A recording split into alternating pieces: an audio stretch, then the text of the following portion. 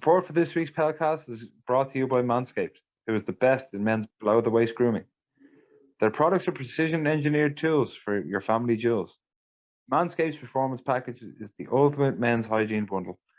Join over 4 million men worldwide who trust Manscaped with the exclusive offer for you, 20% off and free worldwide shipping when you use the code PEILCAST20. That's PEILCAST20, PEILCAST20, PEILCAST20 at manscaped.com. If my maths is correct, that's about 8 million balls, give or take. Have you ever had a nick downstairs when you're having a nice groom? It's not very good, is it? It hurts. It's quite painful. For me personally, it's happened many times. But not anymore. Not since I invested in Manscaped. The Performance Package 4.0 has arrived, and oh man, it's a game changer.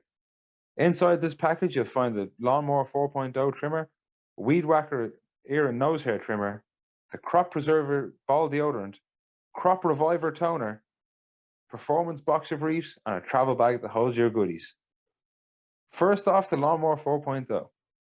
This trimmer is the future of grooming and, dare I say, the greatest ball trimmer ever. Their 4th generation trimmer features a cutting-edge ceramic blade to reduce grooming accidents thanks to their advanced skin-safe technology. The Lawnmower 4.0 is waterproof and also has a 400K LED spotlight. You need this for a more precise shave. Because this trimmer is waterproof, you can say goodbye to the mess on the bathroom floor. You thought that was good? The Weed Whacker is also waterproof and provides proprietary skin-safe technology which helps reduce nicks, snags, and tugs in those delicate nose holes. Their Crop Preserver ball deodorant and Crop Reviver ball toner will change the way you approach your hygiene routine. Trust me when I say this, fellas, your balls will thank you.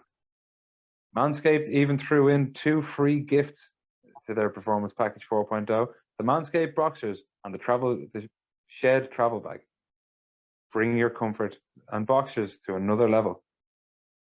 It's time to take care of yourself, so go to manscaped.com and get 20% off and free shipping with the code PEILCAST20.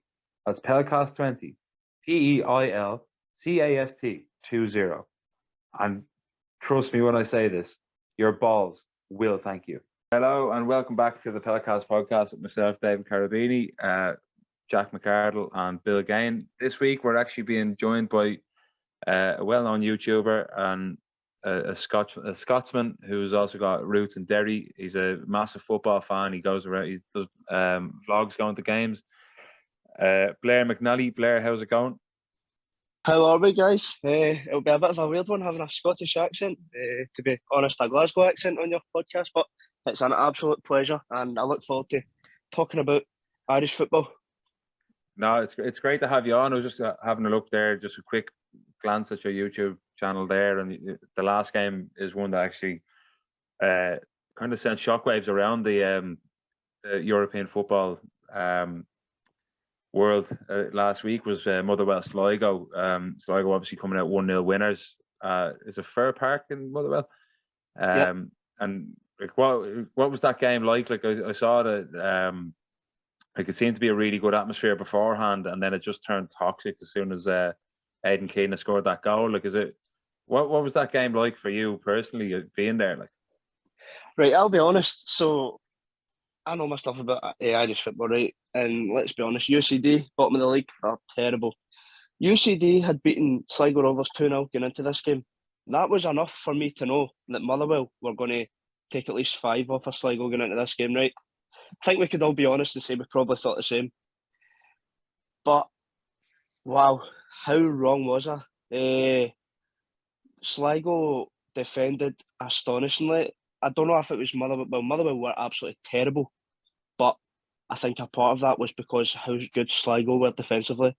They sat in, they done what was needed, and then they countered on a mistake. Aidan Keena used to play with Falkirk over here. We know what he possesses, and slipped in. Bevis McGabby made the mistake, and what a finish it was, guys, wasn't it?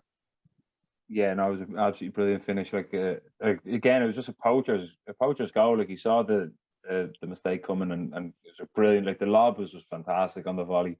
For it to just land just under the crossbar. I mean, it's if they go through this tie now, like I know obviously they're playing tomorrow night. This will be how everyone will know the result by then, but they're playing tomorrow night, and if they can get through this tie, I think that would be one of the big results in Irish European history. Like it's something. It would be up there with the likes of Dundalk against Bate Borisov for me. No, stop. It is, but Jack, it is. Look, I can appreciate, I can respect it, man. But come on. That gets very touchy. I don't know. Dundalk lost the Dundalk first fans leg, are very man. insecure. I'm sorry, right? I'm sorry to everyone listening to this. We lost the first leg and then turned around and bet them 3-0 at home. That were better than us, higher ranked European regulars. I know Motherwell, fair enough, but like I don't think there's that much of a gap between the SPFL and the League of Ireland if you discount Rangers and Celtic. Yeah, but it would be the same with Bate Borisov and the Belarusian. Dundalk fans are very insecure about their achievements, so they have to cheer on the non-Irish teams against their other Irish teams because they feel that if Sligo get through or if Shamrock Rovers get through, then it diminishes their achievements. And Jack is very insecure about that. Rovers can. I hope Rovers actually get as far as they can in the Conference League, so we can win the league. You're not going to win the league. You're not pulling it back. But anyway, Blair, like you'd be probably the biggest expert on this, then, seeing as you've seen both live recently. You've seen both of them playing more regularly than we would. So, like, what do you give Sligo's chances now tomorrow night against the Motherwell team that, like, obviously are probably going to be hurting after that? I would say Sligo. That could have been a freak show because Motherwell didn't turn up at all. They've got quite a few good players, but then again, speaking to quite a few Motherwell fans, they've not invested heavily in the summer, and they've had quite a bad transfer window. Tomorrow night, is it tomorrow night? Yeah, tomorrow night, Thursday. Yeah, that at the showgrounds is going to be one hell of a game because obviously it's all in the line for both teams. Sligo have got nothing to lose. Motherwell have got nothing to lose. It's their first time playing in front of Motherwell. It was their first time playing in front of fans since 2014 against an Icelandic team who they got knocked out of Stjarnan. So everything's to play for tomorrow, money wise, fans wise. Yeah, it's going to be some game, and I know quite a lot of Motherwell fans travelling over for it. So the atmosphere is definitely going to be there as well. Sorry, did Motherwell get in Europe through the league, or the through winning the cup? No, it was so they get in through the league because Celtic and Rangers have done so well. We'll take away the Celtic because Celtic actually haven't done anything in Europe. Because Rangers have done so well. By the way, I'm not a Rangers fan. I'm a Partick Thistle fan, unless you think. With the weird kid, is it? Yeah, I'm the one that gets bullied. So because because Rangers had Partick Thistle in Europe, because Rangers have done so well in Europe. They've been astonishing the last 3-4 years. The Scottish football coefficient is unbelievable. It's the best it's been, I think, in about 25 years. So Motherwell finished, I think it was 4th. Don't quote me on that.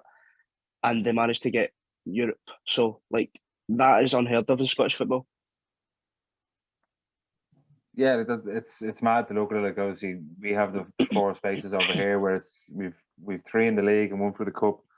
I think Pats won the cup last year, so Derry got the European place, yeah, and ended up embarrassing themselves anyway against Riga. But that's for another day. Yeah, sure. You have roots in Derry. You were saying there just before the recording. That's through your mum's side, is it? Yeah, so my mum, if anybody from Derry's listening, my mum's from the Bog side. So I half Irish myself. And you know what? It was a massive chance for Derry. They invested very heavily in the summer. And as both Irish and Scottish teams do, they always make it hard for themselves. And Derry never turned up. The red card, probably a hard one, harsh one, but they didn't deserve it in the end, and they ended up getting embarrassed, didn't they? Yeah, well, I did think that the red was harsh on myself. I was looking back on it, but again, you can't, especially in European games. I've had my jibes at UEFA and FIFA over the last few months on the podcast and things like that, and they will always look for a way to kind of screw over the smaller nations in terms of their chances of getting into European competitions. And you just can't give them any sort of a chance to send you off. Like you look at it, even the Rovers played Hibs from Malta a couple of weeks ago, and Rory Gaffney. Like Ireland is obviously the bigger nation, better coefficient. Like Gaffney, what was it? He elbowed someone in the face, kicked No, someone he in the kicked face. him. He like Kicked he it, got yeah. there was a bit of like a tuggle, and then he went down, and then he kicked the fella in the face. Like, it wasn't like he booted him, but like there was contact to the fella in the face. Like, and then he scored the third goal for them. Yeah, so that pretty much put them through. Like, and you know, again, Ireland is a bigger nation with a better coefficient than Malta, so like they do look to kind of benefit the bigger nations rather than, you know, help out the smaller ones. In my opinion, yeah, like it's, you know, Derry they just bottled it really. Like, his Riga, it was a great opportunity. Riga are a good side, man. They bought a player for 1.8 million a few weeks ago before the second leg. Like, there's no competing there. Even if we had them in 2019, like, we drew 0-0 draws twice home and away and invested in penalties, and they were still a very good outfit. Now the first year in the Champions League. I think. Yeah, but I wouldn't say they let themselves down. I feel Derry have just kind of raided Dundalk. Do you not think so? They have. All the scouts are just down in Oriel Park. I think it's just like they've taken in players that have obviously proven themselves, but a couple of years too late. Obviously, Fatskin back. That was big, but he's not really turned up. Duffy constantly injured. It's been a bit of a shit show, to be honest. The start of the season was remarkable for Derry. Don't get me wrong, top of the league, flying, but it was a matter of time. And I'm even hearing fans now talking about the manager. Is the manager the right manager to take them forward? I don't know. There's too much expectation. You can't throw money at something and it's just the best of the work. But I think Mark Conley's actually going back up. Mark Conley's going to be playing for Derry as well. Obviously, he played in Dundalk for the first half of the year, so it just seems to be a constant feed between Dundalk to Derry over the last while. He's a massive signing. He's well proven in Scottish football as well. Unbelievable, but he is very good. Yeah, well proven. Like, he was playing with Dundee United for a good while there, and my God, what a player he was for them. So if Derry managed to get a hold of him, which looks very close now, then if he stays fit, remarkable. Yeah, like you know, it's obviously the signings. The signings are going around and around and around, and the merry-go-round in pre-season for the other leagues, and then obviously mid-season for ourselves over here. Is there any up and coming Scottish players you could see coming over here, maybe on a loan deal from Celtic? Or, I mean, obviously there was rumours of Johnny Kenny coming back over from Celtic and going to Sligo again. Or, you know, is there anybody there that you think could do a job over here, Blair? It would be easy to guess. There's no rumours. Obviously, there's rumours I've heard, but there's nothing, no talks I've heard. I wouldn't sit here and guess. You obviously have got the likes of Celtic youth players, Rangers youth players. You're always going to be looking at them. Similar to the way Partick Thistle work, in terms of it's much cheaper to get them, but you're getting the better quality. The problem is, obviously, it's a different island, so they'll need to commute. They'll need to stay in Ireland again. So, yeah, it really is. I feel if players don't work out in Ireland, they'll move to Scotland, to the lower leagues. If players don't work out in Scotland, they'll move to Ireland and try themselves out. And it's not as the players aren't good enough, I would say, because quite a few players get proven when they do make the change. I would just say it is when the players don't work out. Yeah, Bill, do you want to come in there?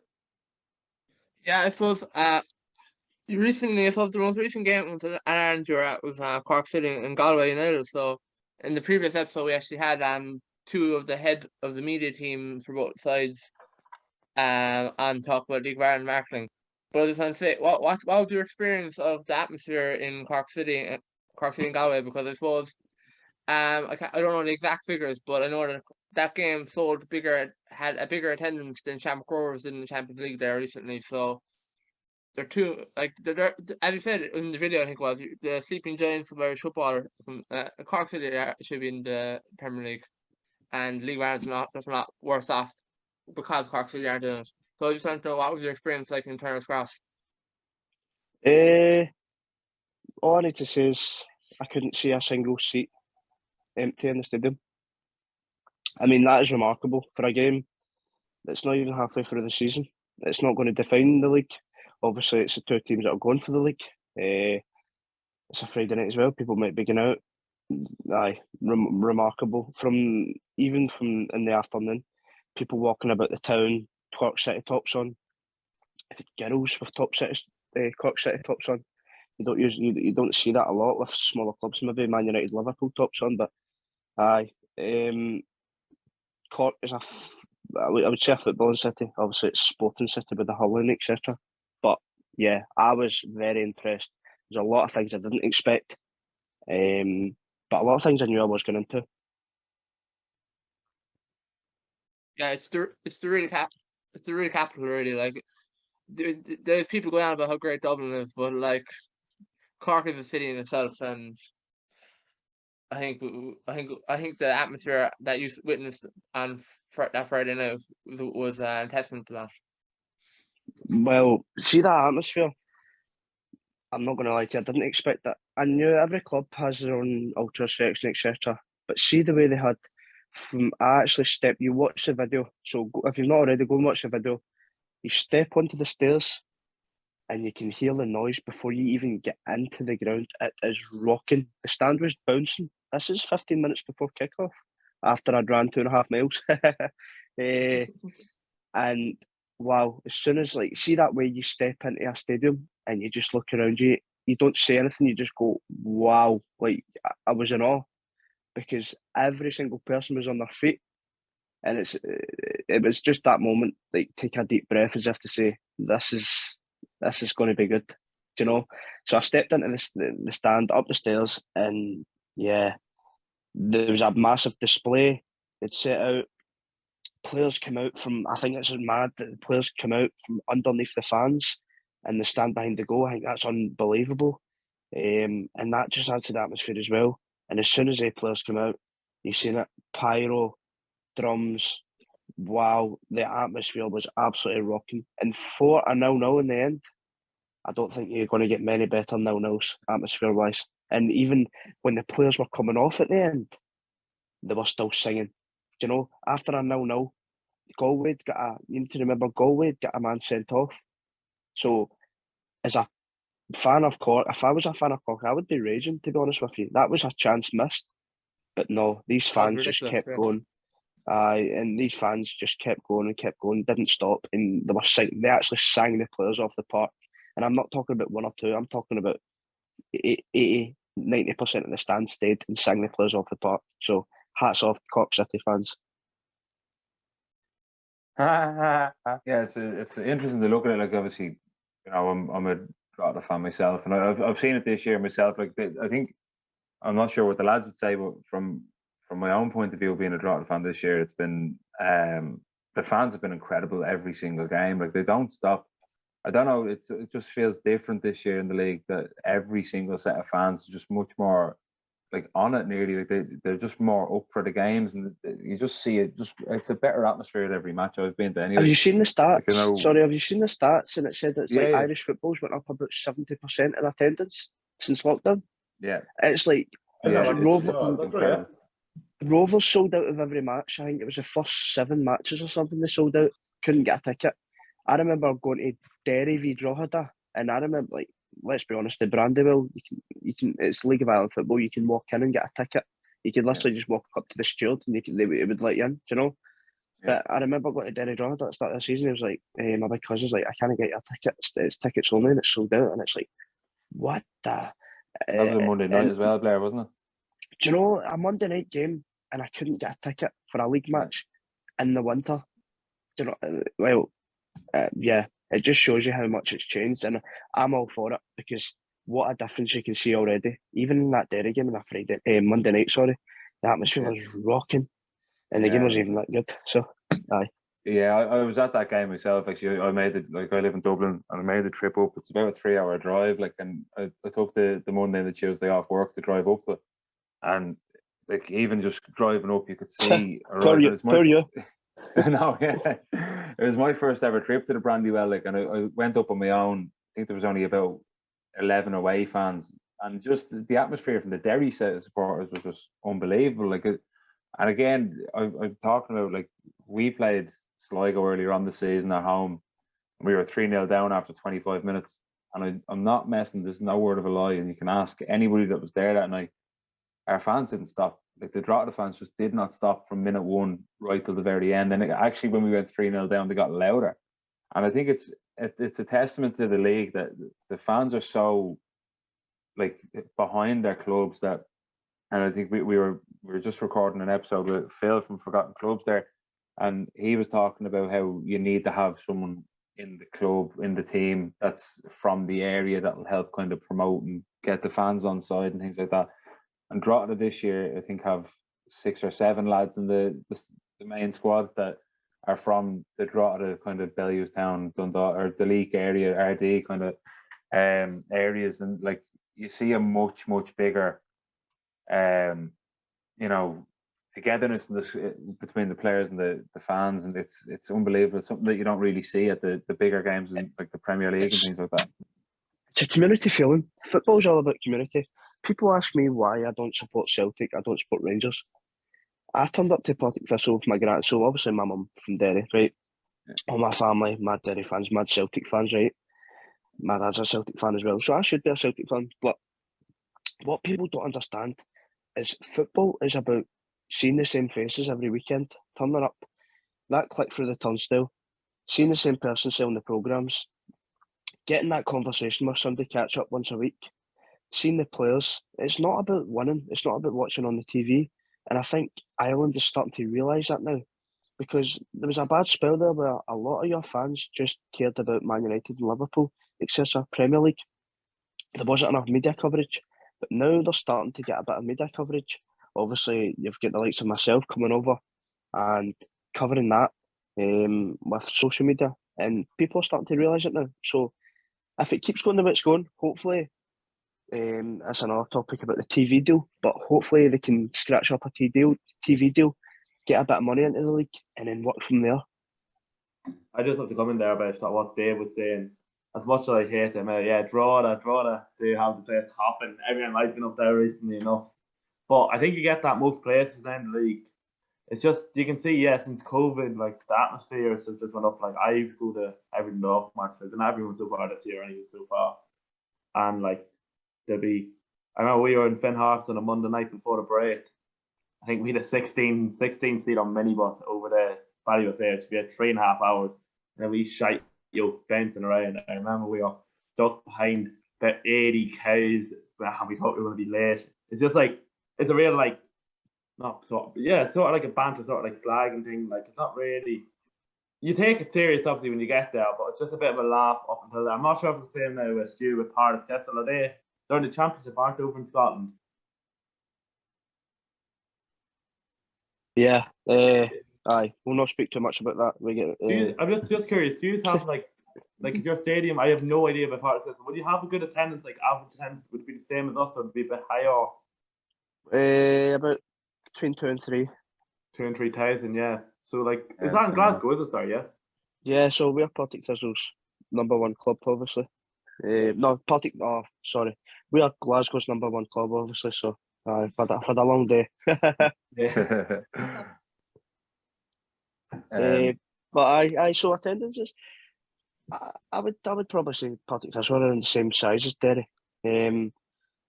But obviously, when you look at it, it's kind of worrying in a sense because Partick Thistle are Glasgow's third club. Obviously, you look at attendances, but yeah, they're on the rise. Things are on the rise, so I think we can look at things positively and see there is change happening. There's definitely a lot of change happening. Like I've seen it myself because you brought up earlier on, rightfully so, like the massive increase in the amount of people going to games. As you said, I think 70%. We've seen it with Drogheda this year. Like when I started supporting Drogheda, you'd never get a sellout. I think the first sellout we had was a cup semi-final at home to Dundalk in 2013. Oh my god! When I started going in 2008, 09 at the kind of time, and like it was, that was unheard of. Like, and it was a cup semi-final, and we were actually lucky to sell that out. And then this year we've sold out. Like obviously the UCD game at the start of the season sold out, but that was the club gave free tickets to everyone. Like they didn't take in any match receipts, any ticket gates for for the fans because they wanted to say a massive thank you for all the support over the lockdown period, and then like we sold out 3 games after that. Then after, so like we sold out both Dundalk games at home, which again myself and Jack have both said like Derby games should sell out regardless. But I think we sold out the Bows game. I think we were near sellouts against Shells, against Sligo twice. So like you do see I can only say from my own point of view as being a Drogheda fan, like you do see a massive increase in the amount of people going to games. And as you said, Blair, like it's a fantastic point. Like, football is about community. It's about going to the ground, and you see the same faces every week. The same people are there cutting the grass before kick-off. They're marking the pitch. They're putting the nets up, selling programs, selling scarves. And again, like that's the romanticism about it. Like, yeah, it's easy to go off and support, Man United, Liverpool. It's so easy to do that, but like, it's more amazing to support your local community club or your a smaller club, and then when you see them do well, it is that kind of the feeling of that sense of belonging when you've been there all along. Like I've been brought as a small club. We get maybe we'd be lucky to get about 2,000 at games. Like if we're on a really good day, we'd have 2,000. When we won the EA Sports Cup in 2012, that was one of the biggest days out that we've ever had. Like, and it's just that's a league cup that you don't even get Europe from, and we would have brought 2,000 or 3,000 in Tala for that game and won 3-1, and it's just that unbelievable sense of pride when you see the players putting in that effort, and then the lows of relegation. It's you see it all when you're supporting your local rather than supporting these billionaires that don't really give a shit about you. Yeah, 100%. And I think it's very similar over here. As I said, you turn up, you see the same faces, and I just hope that media can change things, because everything is media based nowadays. Yeah, it's a way of living. You can choose to sit in the house and you can choose to watch these big stars Premier League, but you're never going to get that same feeling. You're never going to get that one in every 10 games, or that feeling of a last minute winner. In person.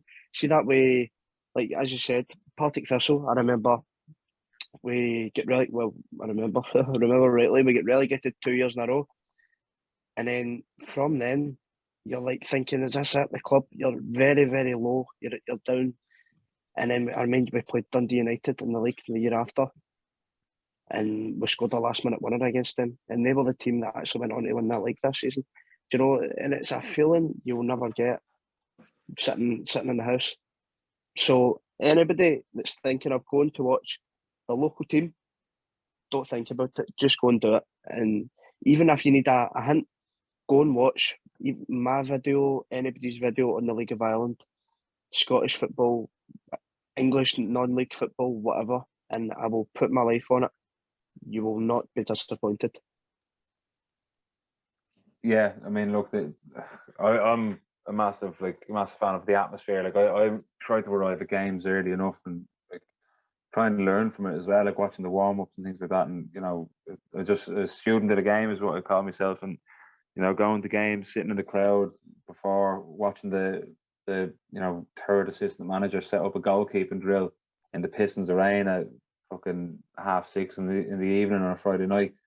That's the type of stuff that I love, and then you just feel the atmosphere build. And I'm a big, like, I remember having a debate with my ma before about going on holiday, and she was like, "Oh, look at the view." I'm like, "I don't go somewhere for the view. Like, if I want a view, I can look it up online. Like, you can watch a YouTube video of great football, but there's something different about being there and seeing it live. Like, the joy that you feel if you're an actual proper fan of seeing these things happen live in the flesh in front of your face.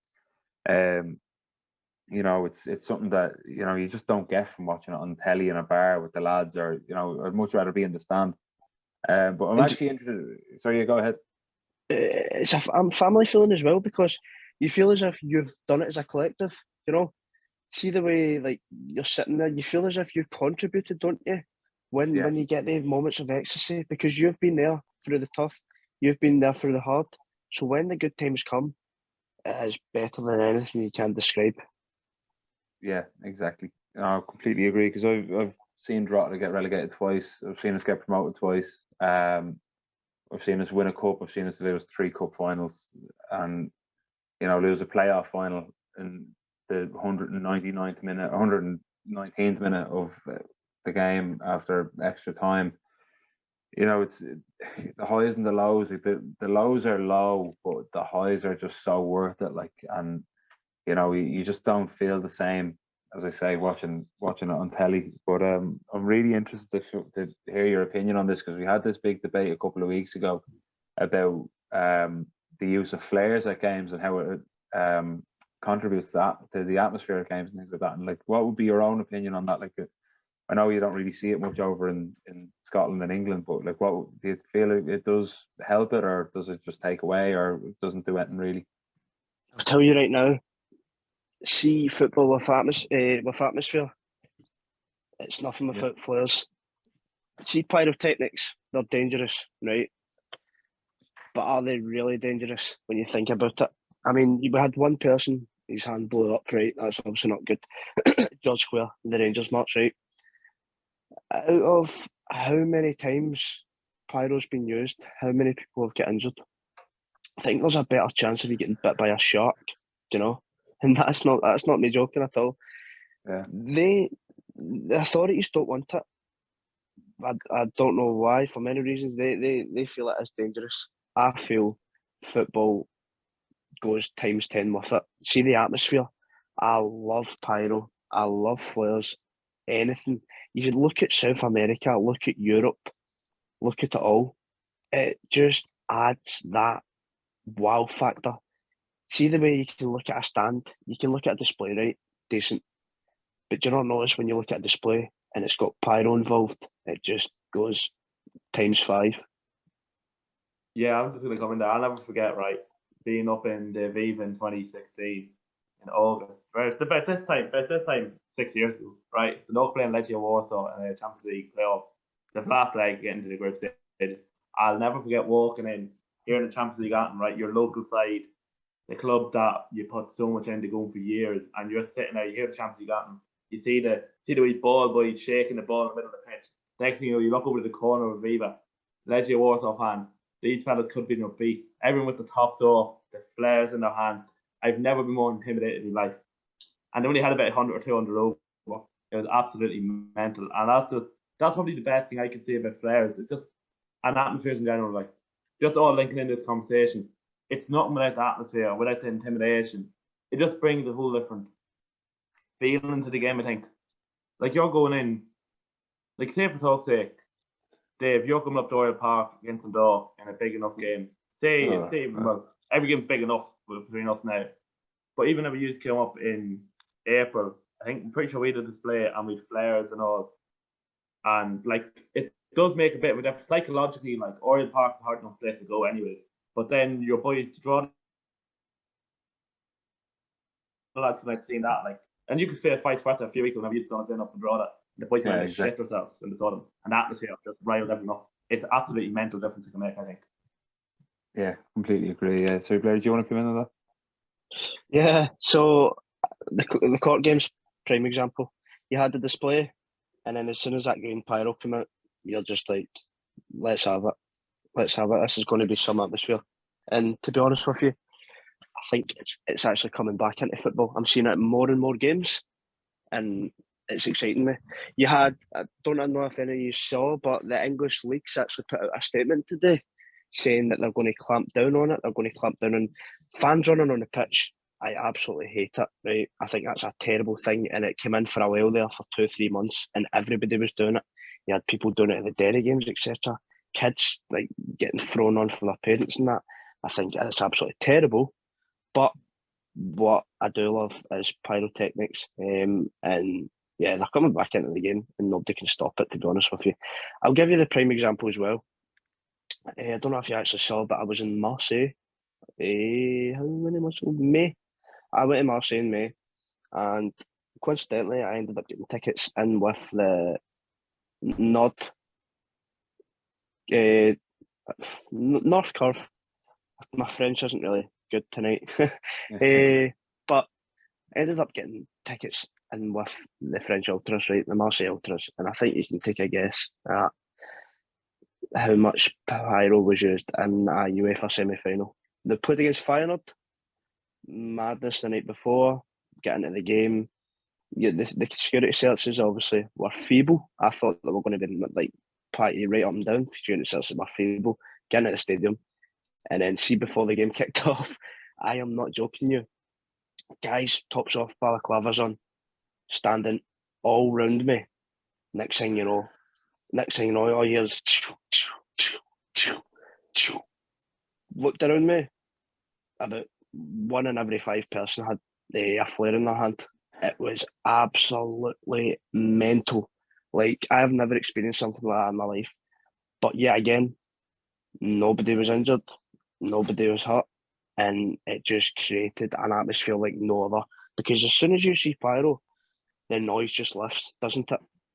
Yeah, absolutely. No, I completely agree. Like I was ripping into Jack a couple of weeks ago. We beat Dundalk 1-0 at home, and we had an incredible display it was our Ultras 15th anniversary. So they were really up for it, and your 15th anniversary, you're playing against your rivals at home on a Friday night, and it was just the atmosphere was electric. And to make it even better, we scored after 53 seconds to make it 1-0 and held out for the game. So we were ahead for the whole match, and the atmosphere was electric. It was hopping. The atmosphere, the flares were going. There was the smoke bombs were there, and it was just everything about it was just it just feels different, like a special different. Like it just feels right when you're there, and the flares are out, and like not everybody has to get involved in it. And I'm a big advocate for the way it's done in Holland and Germany, where it's done safely, where yeah, I was going to say that. Have you seen the way they do it? Yeah. Even in Iceland, was it? America, I know they do it as well. I don't know if they brought it in Iceland as well.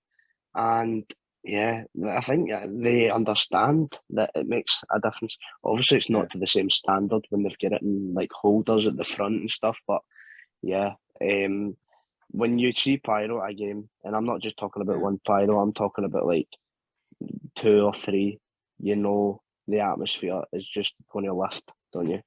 Yeah, well, that's like what I was saying was they have fire training for the fans in Germany and Holland, where they're trained how to handle them properly, and then they all have a sand bucket in front of them. So when the flare is going out, it goes into the sand bucket, and then it's safe. Like, so the people that are using them are trained to use them, and they're trained to do it safely, and then they're given the equipment by the club to be able to do it safely, because they can just put it into the sand bucket, the fire goes out, and then the game gets played. Whereas what's happening in some situations, you get some absolute morons who are throwing them onto the pitch, and that's, again, as you say, people running onto the pitch is a lot of bollocks, and I think that's the same when you're throwing flares and things like that.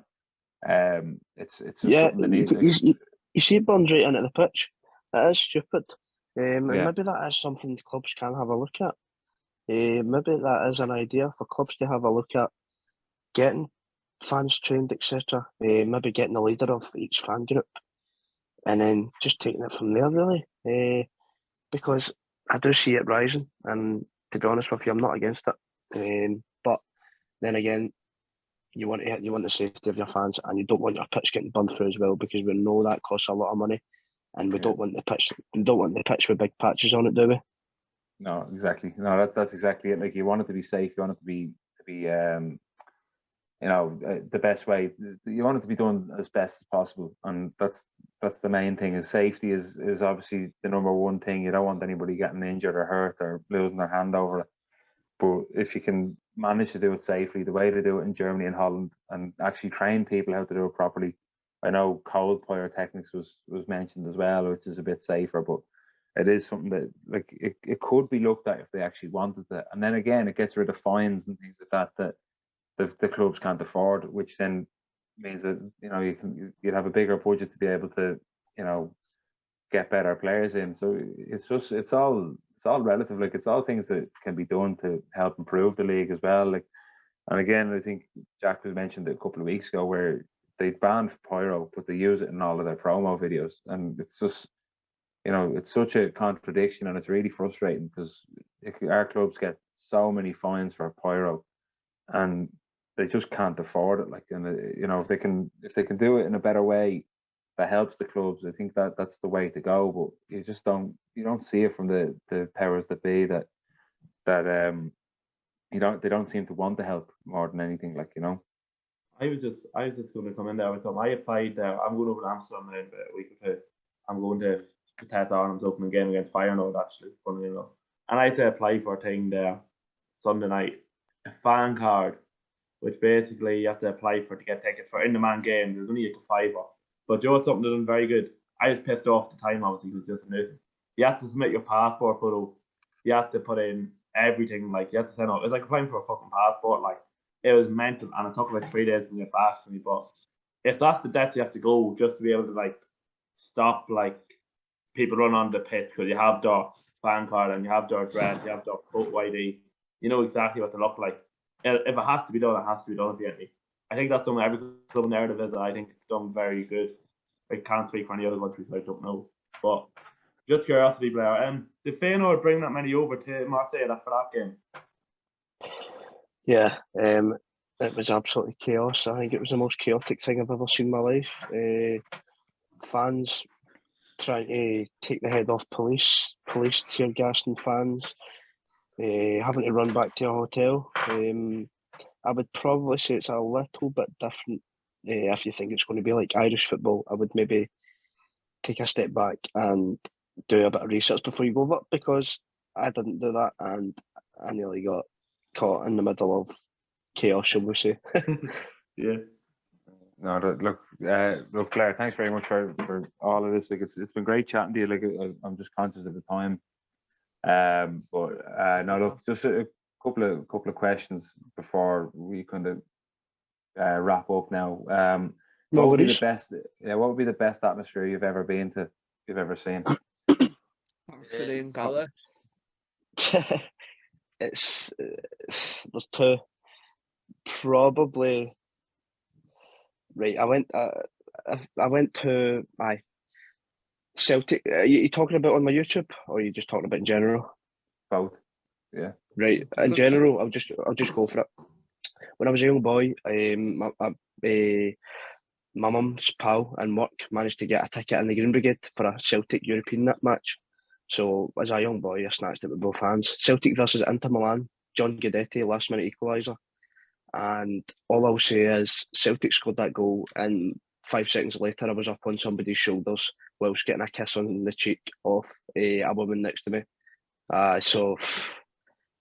Like, probably the wildest thing ever. As a 12-year-old boy sitting in the Green Brigade at a European match against Inter Milan, so obviously they had like 4,000 fans there as well. It was absolutely mental.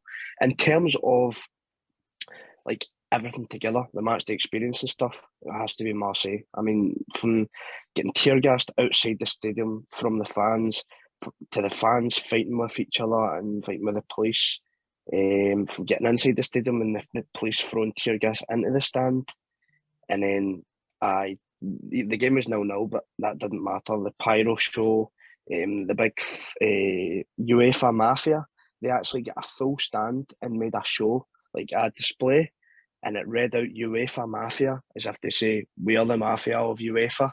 And then they just lit a pure pyro show for the full stand all the way around it, as if to say we do what we want. It was just wild, yeah. Yeah, perfect. And then, sorry, just the last one was, what would be the biggest disappointing atmosphere that you've had? Like, it's not necessarily the worst, but like you went in thinking this is going to be fucking incredible, and you went in and it just wasn't as good as you thought it was going to be. Once again, Celtic. I was at the Old Firm. Some of you may call it the Glasgow Derby. I'm not going to get into that. But I was at the Old Firm, and that was one of my videos. It was a one each where Jota scored and Fashion Shakala scored. So Celtic had the chance to win the league. And Jota scored 1-0, incredible. But after Jota scored, instead of keeping the atmosphere going, everybody decided to sit down. And this is supposed to be the best game in the world. You know, this is supposed to be the best atmosphere. And there was people actually sitting down, a full stand. The Jock Stein stand was sitting down. So I was very unimpressed with that. Standing at football, I'm all for it. Sitting down at football, not a chance. Yeah, no, and then so just what was the biggest surprise then when you arrived at a ground and it was just it blew you away? I'm actually going to say Cork, and I know you're going to be surprised at this again, but I'm going to have to be honest.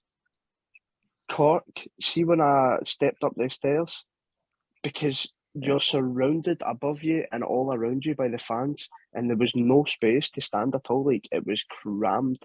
The place was bouncing. Like, even when I was walking around the ground, you could hear you could hear it just erupting. The place was bouncing, and as soon as I stepped up the steps, I was like, "Oh boy, this is going to be good."